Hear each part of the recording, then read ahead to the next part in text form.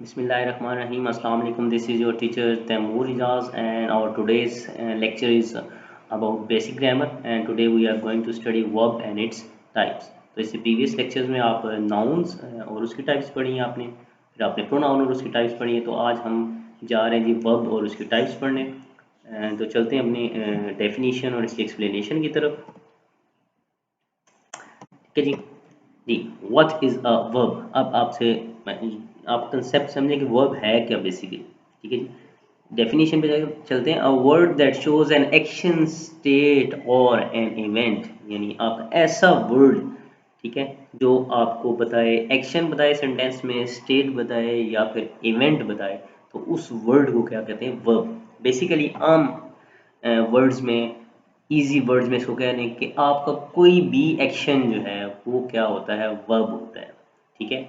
It is an essential part of sentence and is known as the soul of language. ठीक है, यानी soul कहते हैं रूह को, यानी ये बेसिक पार्ट है किसी भी सेंटेंस का, एसेंशियल पार्ट होता है, लाजमी हिस्सा होता है। जैसे जिस्म जो है वो रूह के बगैर कुछ नहीं होता, तो इसी तरह जो सेंटेंस है वो वर्ब के बगैर नहीं होता। ठीक है, यानी ये मस्ट पार्ट है सेंटेंस का। जी, एग्जांपल्स आपके सामने लिखी हुई हैं कि दे स्टडी इंग्लिश ग्रामर। अब देखें, स्टडी आपका पढ़ना एक्शन है, काम है। ठीक है, तो ये आपका क्या हो गया जी, वर्ब हो गया, बोल्ड हुआ हुआ है इसमें, आप देख सकते हैं। वही सेलिब्रेट, सेलिब्रेट कहते हैं मनाना, आपका ये इवेंट हो गया है, ये इवेंट की एग्जांपल हो गई है, वर्ब हो गया। ठीक है, थर्ड एग्जांपल आपको दी हुई है, आई स्लीप एट नाइट। ठीक है, स्लीप आपकी स्टेट हो गई है, कंडीशन, हालत हो गई है। ये आपकी क्या हो गया, वर्ब की एग्जांपल हो गई है। आपका कोई भी एक्शन, कोई भी काम, ठीक है, वो क्या कहलाता है जी, वर्ब कहलाता है। इससे पहले आपने सुना होगा types of, sorry, forms of verbs होती हैं। ठीक है, वो भी जो है वर्ब की ही बनती हैं। ठीक है, जैसे एडजेक्टिव्स की डिग्रीज होती हैं, वर्ब की क्या होती हैं, फॉर्म्स होती हैं। ठीक है, तो हम चलते हैं अब नेक्स्ट पे, देखते हैं इसकी टाइप्स कौन कौन सी हैं। टाइप्स में देखिए, मैंने आपके सामने दो दो टाइप्स लिखी हैं, ये कंपैरिजन में जो है ना वो एक दूसरे की पढ़ी जाती हैं। ठीक है, तो टाइप्स ज़्यादा बन रहे थे तो मैंने इसको दो पार्ट्स में डिवाइड कर लिया है। तो हाफ ऑफ द टाइप्स आप आज की वीडियो में जो है वो इसको देख सकेंगे, और हाफ जो है वो नेक्स्ट वीडियो जब अपलोड होगी तो उसमें एक्सप्लेन कर दिया जाएगा। ठीक है जी, तो फर्स्ट टाइप देखें, उसमें दिया हुआ regular verb and irregular verb. ठीक है जी, देन है transitive and intransitive verb, then है finite and infinite verbs, auxiliary verbs जिनको आप आम वर्ड्स में हेल्पिंग वर्ब्स भी कहते हैं। ठीक है, देन लिंकिंग वर्ब्स है, और फिर एंड पे कौन सा है जी, मॉडल वर्ब्स दिया हुआ है। ठीक है जी, तो फर्स्ट चलते हैं अपने रेगुलर वर्ब्स। ठीक है, a verb that's past second form and past participle third form is made by adding d or ed। जी, अभी मैंने थोड़ी देर पहले आपको बताया कि आपकी जो फॉर्म्स होती हैं, जिसको आप उर्फ़ आम में, आम वर्ड्स में फर्स्ट फॉर्म, सेकंड फॉर्म या थर्ड फॉर्म कहते हैं, ये बेसिकली उनके एक्चुअल नाम नहीं है। उनके एक्चुअल नाम होते हैं, फर्स्ट फॉर्म को कहते हैं प्रेजेंट, सेकंड फॉर्म को कहते हैं पास्ट, और थर्ड फॉर्म को कहते हैं पास्ट पार्टिसिपल। ठीक है, तो ये उनके एक्चुअल नाम है। ठीक है, हम अपनी आसानी के लिए फर्स्ट फॉर्म, सेकंड फॉर्म और थर्ड फॉर्म कह लेते हैं। ठीक है, जिनकी सेकंड फॉर्म और थर्ड फॉर्म लगती हो जी, ये लिखा हुआ है कि उनकी आप सेकंड और थर्ड फॉर्म बनाएं डी या ई डी ऐड करने से। ठीक है, यानी फर्स्ट फॉर्म को छोड़ के आप सेकंड और थर्ड बनाएं डी और ई डी लगाने से, ऐड करने से बनती है, उन वर्ब्स को क्या कहते हैं जी, रेगुलर वर्ब्स। ठीक है, कुछ वर्ब्स की एग्जांपल दी है, जैसे वॉक है, वॉकड, वॉकड। आप देखें सेकंड फॉर्म ई डी लगाने से बनी है, थर्ड भी ई डी लगाने से बनी है, रेगुलर वर्ब है। उसके बाद दूसरी एग्जांपल देखें, टॉक, टॉक्ड, टॉक्ड, इसकी भी सेकंड और थर्ड फॉर्म देखें, ई डी ऐड करने से बनी है, रेगुलर वर्ब है। नेक्स्ट थर्ड देखें, क्लीन, क्लीन्ड एंड क्लीन्ड। अब ये इसकी भी सेकंड और थर्ड फॉर्म जो है, यानी पास्ट और पास्ट पार्टिसिपल जो है वो ई डी लगाने से बनी है, ये भी रेगुलर वर्ब है। नेक्स्ट है चोक, चोक्ड, चोक्ड। अब इसकी भी सेकंड और थर्ड फॉर्म देखें, ई डी ऐड करने से बनी है, तो ये भी आपके रेगुलर वर्ब की एग्जांपल है। ठीक है जी, नेक्स्ट चलते हैं इरेगुलर वर्ब की तरफ। If the formation of verb, formation of verb मतलब सेकंड और थर्ड फॉर्म, यानी पास्ट और past participle, is otherwise, otherwise means different other than D और ई डी, यानी रेगुलर वर्ब में आप डी और ई डी ऐड करने से सेकंड और थर्ड फॉर्म बनाते थे। अगर इसके अलावा कुछ हो, यानी डी और ई डी के अलावा ऐड करने से आपकी सेकंड और थर्ड फॉर्म बनती हो, फिर उस वर्ब को क्या कहते हैं, इरेगुलर वर्ब। ठीक है जी, जैसे एग्जांपल्स में देखें, अब इसमें देखें, फर्स्ट फॉर्म है बीट, सेकंड भी इसकी जो है वो बीट होती है। ठीक है, और थर्ड जो है वो बीटन है। डिफरेंट है डी और ई डी से, ये इरेगुलर वर्ब है।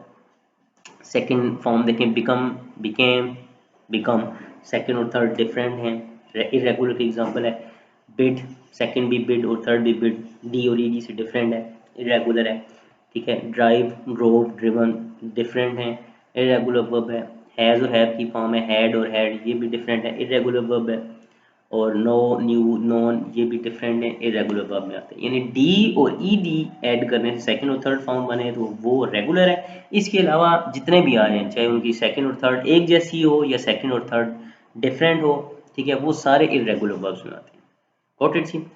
अब ये रेगुलर इरेगुलर में डिफरेंस आई थिंक आपको समझ आ गया होगा कि रेगुलर डी या ई डी करने से सेकंड और थर्ड फॉर्म बने तो वो रेगुलर वर्ब, और इरेगुलर आपके इसके अलावा जितने भी हैं, जितने भी मेथड हैं सेकंड और थर्ड फॉर्म लाने के, वो सारे वर्ब्स जो हैं वो किस में आ जाते हैं, इरेगुलर वर्ब में। ठीक है जी।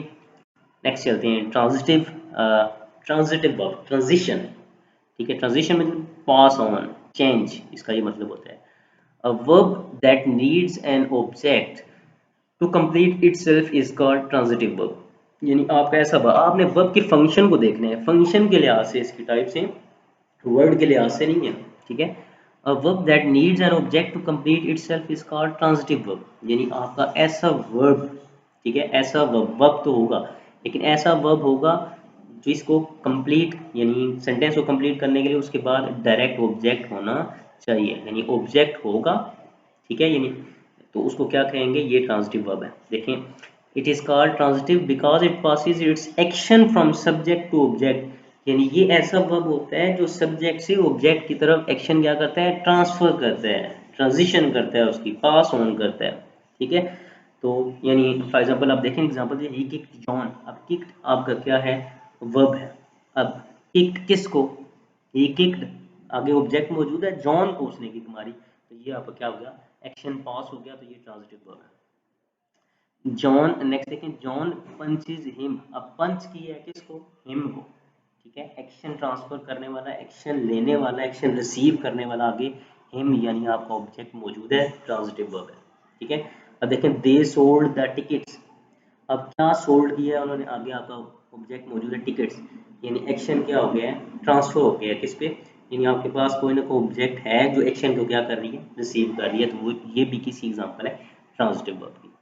ठीक है जी, यानी आपके ऐसे वर्ब जिसके बाद जो ऑब्जेक्ट है वो मौजूद हो एक्शन रिसीव करने के लिए, उन वर्ब्स को कहेंगे ट्रांजिटिव वर्ब। ठीक है जी। अब नेक्स्ट चलते हैं इंट्रांजिटिव वर्ब की तरफ। डेफिनेशन देखें, a verb that does not need any object to complete itself is called intransitive verb. यानी आपका ऐसा वर्ब जिसको कंप्लीट करने के लिए, सेंटेंस को कंप्लीट करने के लिए बाद में ऑब्जेक्ट की ज़रूरत नहीं होती, उस वर्ब को कहते हैं intransitive verb. It does not pass its action from subject to object, यानी या तो ऑब्जेक्ट होता ही नहीं है, या अगर हो तो वो क्या होता है कि वो अपना एक्शन ट्रांसफर नहीं करता ऑब्जेक्ट की तरफ। जैसे एग्जांपल्स देखें, दे जंप्ड, जंप्ड आगे कोई ऑब्जेक्ट मौजूद नहीं है एक्शन रिसीव करने के लिए। द डॉग सब्जेक्ट है, रैन आपका क्या है, वर्ब है, आगे कोई ऑब्जेक्ट मौजूद नहीं है एक्शन रिसीव करने के लिए, इंट्रांसिटिव वर्ब है। शी सैंग, देखिए शी सैंग में आगे सॉन्ग या कुछ इस तरह का कुछ ऑब्जेक्ट मौजूद नहीं है जो एक्शन रिसीव कर सके, तो ये भी इंट्रांजिटिव वर्ब है। अ लाइट वाज शाइनिंग, शाइनिंग के बाद कोई ऑब्जेक्ट मौजूद नहीं है जो एक्शन को क्या कर सके, रिसीव कर सके, तो ये भी इंट्रांजिटिव वर्ब की ही एग्जांपल है।